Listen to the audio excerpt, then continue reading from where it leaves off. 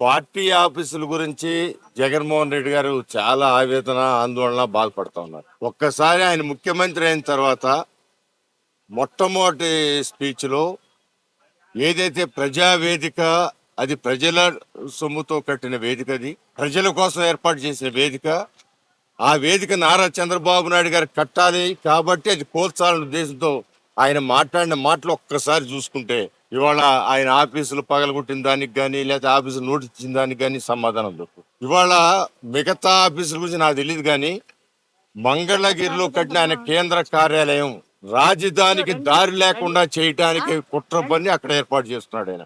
ఇది అందరూ కూడా గమనించుకోవచ్చు. రాజధానికి దారి లేకుండా చేయటానికి స్పీడ్ యాక్సెస్ రోడ్ లో అది భాగమైన ఆ భాగాన్ని అడ్డంగా ఆయన ఆఫీస్ కట్టేస్తే ఇక రాజధాని దారి ఉండదు. ఏదో మెలుగులు తిరిగి వెళ్ళాల్సి వస్తుంది. అంటే ఆయన ఏ పని చేసినా కూడా కుట్ర పూర్తిగా. ఇప్పుడు పేదవారికి ఇళ్ల కోసం స్థలం ఇచ్చారు, ఇవ్వాలి కూడా. కానీ ఆయన పేదవారిని అడ్డం పెట్టుకుని ప్రధానమైన రాజధానిలో ప్రధానమైన భూభాగం అక్కడ అది రాజధానిని డిస్టర్బ్ చేయడానికి ఆలోచన చేశాడు తప్ప పేదవాళ్ళ కోసం సైట్ ఇవ్వాలా అనే ప్రేమతో కాదు. అంటే ఆయన ఏ పని చేసినా కూడా రాజధాని అక్కడ ఉండకూడదు, రాజధాని డిస్టర్బ్ చేయాలనే కాన్సెప్ట్.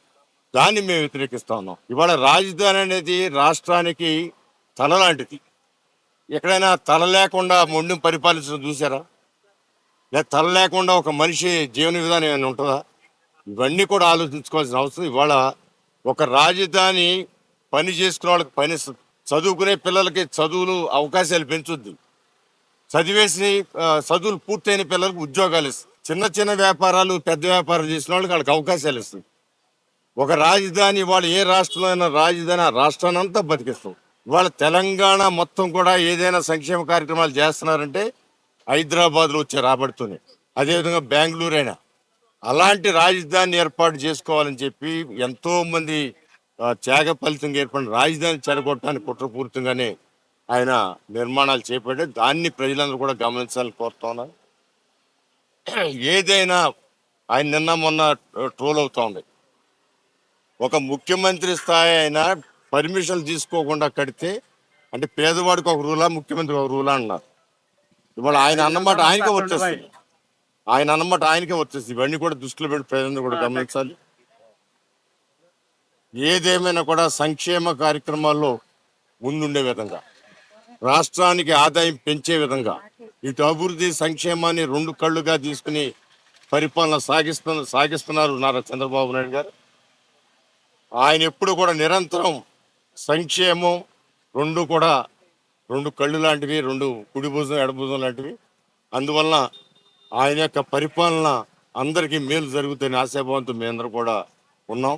పెన్షన్లు, గతంలో పెన్షన్లు 1000 రూపాయలు పెంచడానికి 5 సంవత్సరాలు డేకాడే. రెండు కాళ్ళు లేని వ్యక్తి ఏ విధంగా డేకుతాడో ఆ విధంగా డేకాడు జగన్మోహన్ రెడ్డి గారు.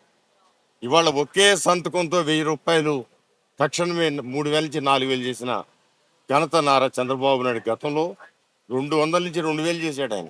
అంటే ఎన్ని రెట్లు పెంచాడు ఆయన? 200 నుంచి 2000 చేపట్టే తర్వాత ఆయన 3000 చేశారు. ఇప్పుడు ఆయన 4000 చేయగలుగుతారు.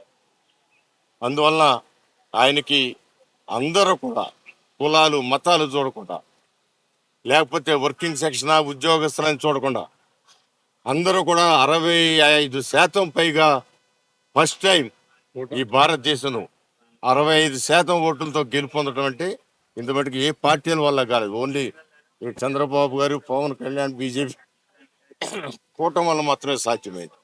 అందువల్ల మరొకసారి నారా చంద్రబాబు నాయుడు గారికి, అదేవిధంగా పవన్ కళ్యాణ్ గారికి, అదేవిధంగా బీజేపీ మోడీ గారికి, ఈ ముగ్గురు కూటమి చక్కగా వర్ధిల్లాలని, ఒకరికొకరు సహకరించుకుంటూ ఈ రాష్ట్రాన్ని ముందు పదంలో తీసుకెళ్లి జరిగిన నష్టాన్ని అంతా పూడ్చి మరలా ఈ రాష్ట్రం భారతదేశ అగ్రభాగాన్ని తీసుకెళ్లాలని మనస్ఫూర్తిగా నేను కోరుకుంటాను. మేము కూడా ఒక సైనికుల్లాగా దాంట్లో పనిచేస్తామని కూడా తెలియజేస్తాం. వాలంటీర్ వ్యవస్థ ఖచ్చితంగా కంటిన్యూ అవుద్ది. దానికి ఏంటంటే ఇవాళ రేపు డిస్కషన్ జరుగుతాయి. వాలంటీర్ వ్యవస్థ తీసే సమస్య లేదు, వాళ్ళు కంటిన్యూ అవుతారు.